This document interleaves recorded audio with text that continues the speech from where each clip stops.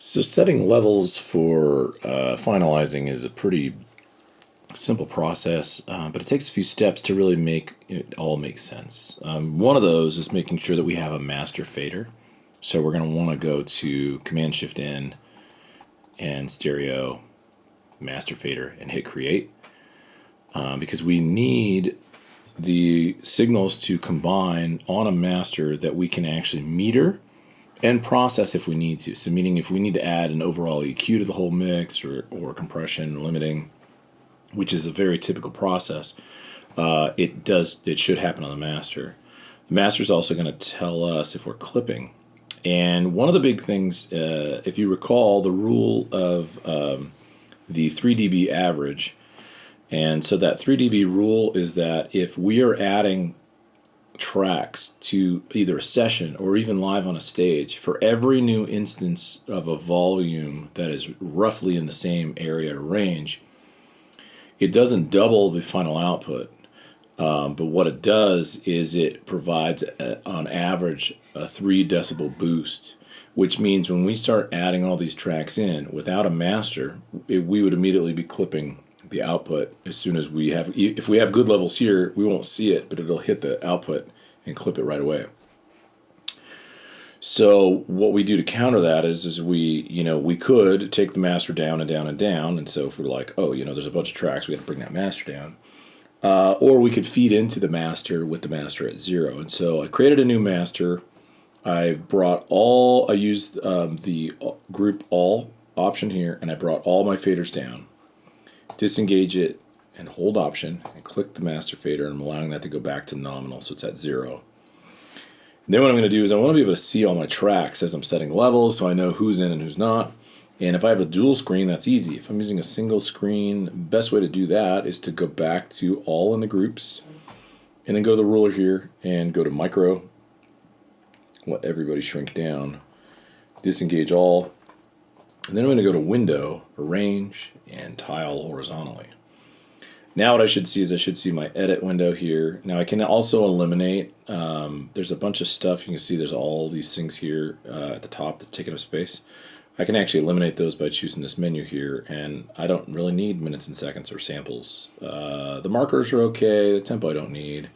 So by minimizing that stuff there, we can get some more real estate back. Also, this universe can be expanded. It really isn't super needed, so you could just drag and slide it up so it's out of the way. And now we have a lot more visibility here.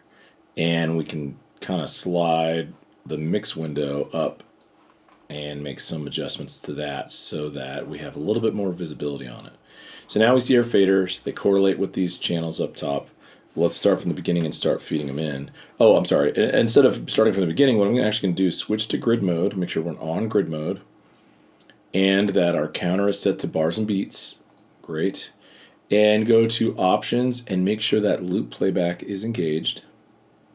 And then what I'm going to do is I'm actually going to highlight, using the grid, the range of area where pretty much everybody is or will be, because that's where a lot of the mixing needs to take place. So when I'm finalizing and setting levels, especially on a song, I look a lot at the sections. The chorus typically being the biggest and most important piece, but the verses and things where everybody exists also are very important. I'm going to highlight these and I'm going to loop them and start bringing everybody in. Let's take a look. And I'm just going to slowly bring everybody in and try to get everybody into a nice sweet spot. Now, always when we're finalizing, if we have anything that sounds fantastic, we want to highlight it. If we have anything that sounds terrible, we want to bury it. We kind of want to hide it. So you'll see a little bit of that as we go. Here we go.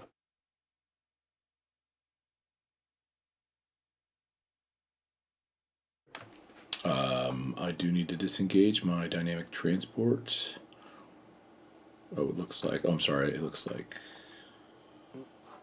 oh, there's pre-roll for some reason. All right, there we go.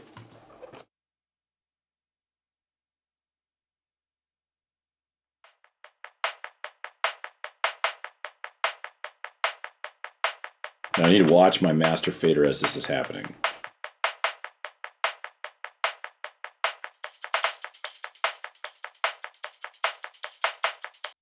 And notice, sorry, one thing I'll say, If you remember the Fletcher-Munson curve or the equal loudness curve, what it says is it says that as we turn things up, the highs and the lows come out. They also turn up and they even out.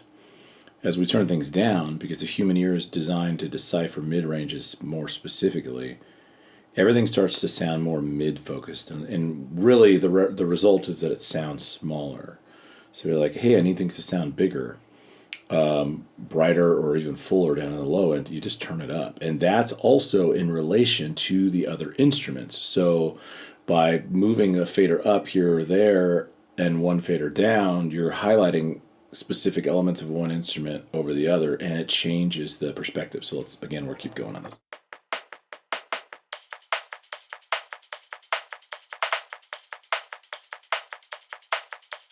All that to say, if this tambourine seems too bright, instead of EQing it, I can just turn it down a little bit.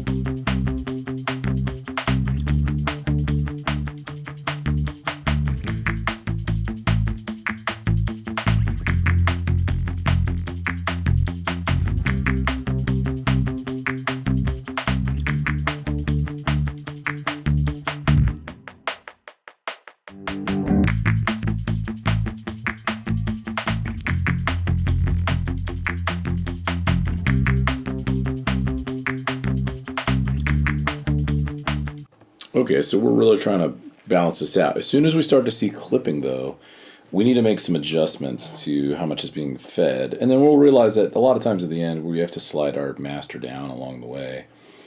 Whether we do it here, we actually do it in the signal chain up above. But setting levels is pretty simple. We just have to be mindful of what's in and what we need to change.